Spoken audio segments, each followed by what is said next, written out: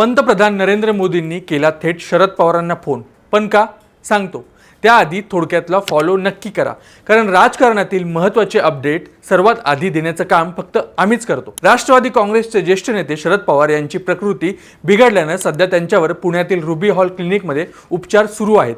ही बातमी समजताच राजकीय मतभेद बाजूला ठेवून पंतप्रधान नरेंद्र मोदी यांनी मंगळवारी सकाळी थेट शरद पवारांना फोन केला आणि त्यांच्या तब्येतीची आस्थेने विचारपूस केली. केवळ मोदीच नव्हे तर केंद्रीय संरक्षण मंत्री राजनाथ सिंह यांनीही फोन करून पवारांच्या प्रकृतीबद्दल विचारपूस केली. सोमवारी पवारांना खोकल्याचा त्रास जाणवू लागल्याने तातडीने बारामतीवरून पुण्यात हलवण्यात आलं होतं.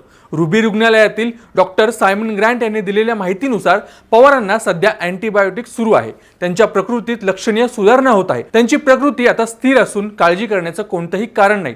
डॉक्टरांनी स्पष्ट केले की सध्या त्यांना निरीक्षणाखाली ठेवले आहे. आज संध्याकाळपर्यंत किंवा उद्या त्यांना डिस्चार्ज दिला जाऊ शकतो. दरम्यान कार्यकर्त्यांनी रुग्णालयाबाहेर गर्दी करू नये असे आवाहनही पवार कुटुंबियाकडून करण्यात येत आहे. देशाच्या राजकारणातील या दोन बड्या नेत्यांमधील हा संवाद सध्या चर्चेचा विषय ठरतोय. राजकीय घडामोडींच्या अशाच वेगवान अपडेटसाठी थोडक्यातला नक्की फॉलो करा. बातमी म्हणजे थोडक्यात.